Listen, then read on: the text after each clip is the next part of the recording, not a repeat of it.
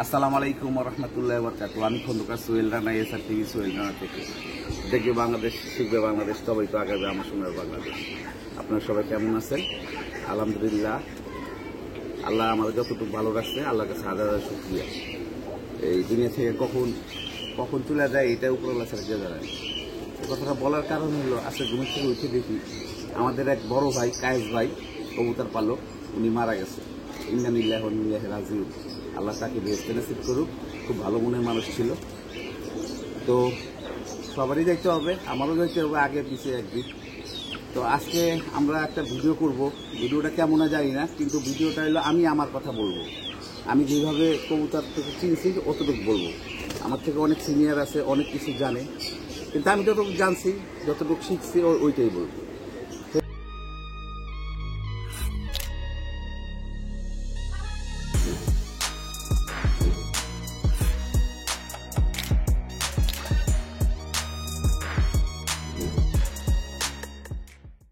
যে আমরা যারা কবুতর পালি, কবুতরের দেখবেন যে সবার একটা পছন্দের কবুতর আছে, এবং সেই পছন্দের কবুতরগুলোকে আমরা কি করি, একটা নাম দিই। হ্যাঁ, এইটা এই ব্লাড, এই ব্লাড, এই ব্লাড। তো যখন আমরা এই নামটা দেই, তার সাথে সাথে আমাদের কিছু করণীয় আছে। যে জিনিসটা করণীয় বলতে আমি যেটা মনে করি যে এই করণীয়টা করলে কি হয়, যে ধরেন এক কথায় একটা লোক আপনার একটা ব্লাডের কবুতর নিয়ে যায়, যদি আরেকটা বাসায় নিয়ে দাঁড়া করায়, এক দেখায় জানি মানুষ বলতে পারে এটা এই জাত।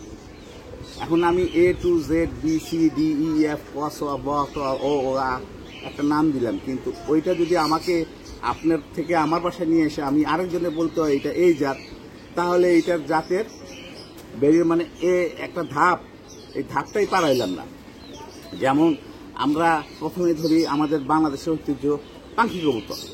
পাখি কবুতর গোলাম আলী আঙ্কেলের কাছে ছিল। এইখান থেকে আমাদের মানে লালবাগে প্রচুর মানুষ, আমি যতটুকু জানি জালাল ভাই থেকে অনেক কিছু শিখছি। জালাল ভাই, তারপরে সবচেয়ে বেশি চর্চা করছে বশির ভাই, তারপরে এলো রাব্বানি ভাই, তারপরে এলো আলাল ভাই, তারপরে সফুল্লাহ ভাই, ইস্তিমা, সবাই আলাপ। পরবর্তী যে এই পাখি কবুতরটাকে যে মানে এমন সুন্দর মোটিভাই করে নিয়ে আসছে, সেটা হলো আমার উস্তাদ রুসান ভাই।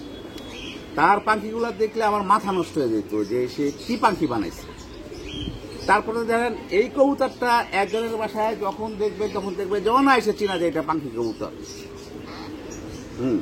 তারপরে দেখেন যে রাব্বানি ভাইয়ের পাখি কবুতর, চড়ুই পাখি যেটা বলি আমরা, এটা যার বাসায় দেখবেন অনায়াসে আপনাকে ডাউট করতে হবে না, কাউকে জিজ্ঞেস করতে হবে না যে এটা রাব্বানি ভাইয়ের পাখি কবুতর।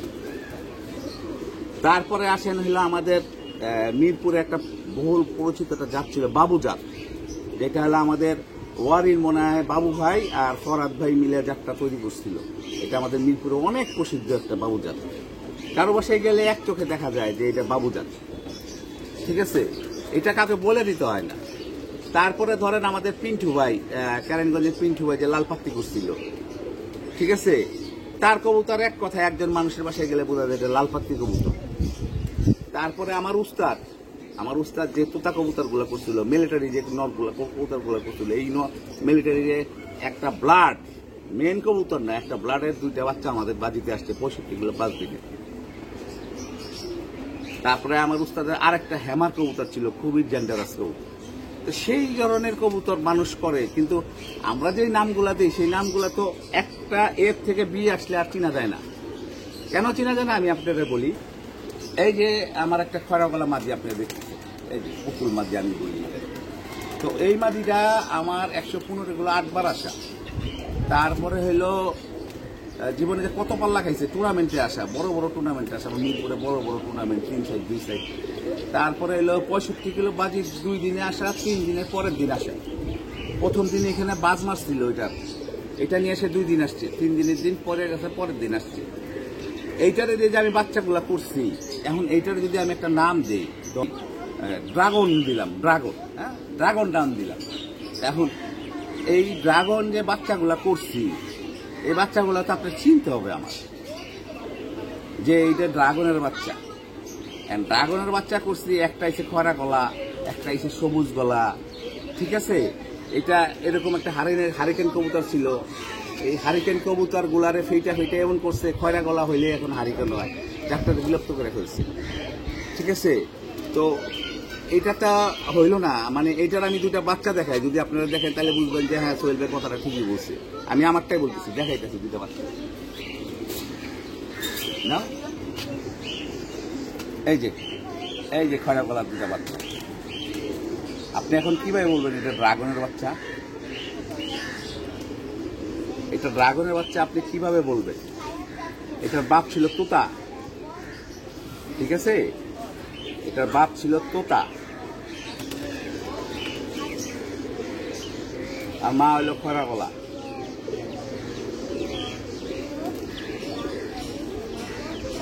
এটার আরেকটা বাচ্চা দেখায়, এর আগে এই যে এইটা হইলো আগের জলের, ওই দুইটার বাচ্চার আগের বাচ্চা। হ্যাঁ, তাহলে ভাই তিন রকমের কবুতর আসছে। আমি এটা কিভাবে বুঝছি এটা ড্রাগনের বাচ্চা? এটা রেজাল্ট তো অনেক ভালো, কিন্তু এটার তো একটা সিমিলার আসতে হবে, এটার একটা কালার আছে। এই যে আমার রাজহাঁসগুলি দেখতেছে, তিনটা একই ব্লাড, তো একই কালার, তখন মানুষ বোঝা যায় এটা সাদা রাজহাঁস। কিন্তু এটা যে ড্রাগনের বাচ্চা আমি কিভাবে বুঝবো, কিভাবে বোঝাবো?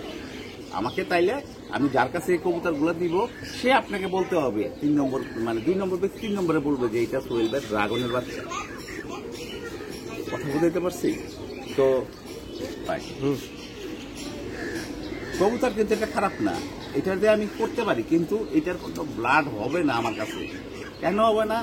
কারণ এটার বাপ ছিল হলো কালা গলার স্টাইলে, এর জন্য এর থেকে এগুলাই বেরোবে। ব্যাপারটা বুঝাইতে পারছি?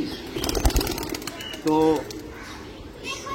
আমরা কষ্ট করে 8-10 বছর ধরে একটা সাধনা করে একটা কবুতরের জাত বের করার চেষ্টা করছি, সিমিলার সবাই পছন্দের, মানে ধরেন একদম জানা, কিন্তু কথা হচ্ছে ব্লাডটা খুবই আলাদা মতে স্ট্রং হয়েছে। সেটা হলো আমার তোতা ব্লাড।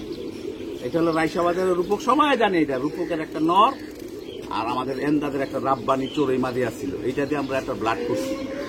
এই ব্লাডটা যখন আমরা প্রথমে করি 7 বাচ্চা, তারপরে করার পরে ওই বাচ্চাগুলো আমরা উড়াই পাল্লা দিয়ে পড়ে যায়। ভাগ্যিস কমে দুইটা, একটা নর একটা মাদি আলাদা আলাদা করে জোড়া দেওয়া ছিল, জোড়া মিলে নাই বুঝায় ওই দুইটার বাচ্চা আমাদের জ্ঞান করে। তখন আমরা বুঝছি যে এইটাকে এভাবে করতে হবে। পরবর্তীতে আমরা যখন ঘুরাই করি, মাশাআল্লাহ 2টা বছর আগে আমার ভালো রেজাল্ট পাইছি। তারপরে এই কবুতরগুলো যাদের কাছে দিচ্ছি, এর প্রথম সাক্ষী হলো আমার বন্ধু নারায়ণগঞ্জের সোহেল মোল্লা জল্লাপাড়ার। সে বলতে পারবে তার রেজাল্টগুলো কিরকম, আর যারাই নিচ্ছে তারাই বলতে পারবে। তো আল্লাহর রহমতে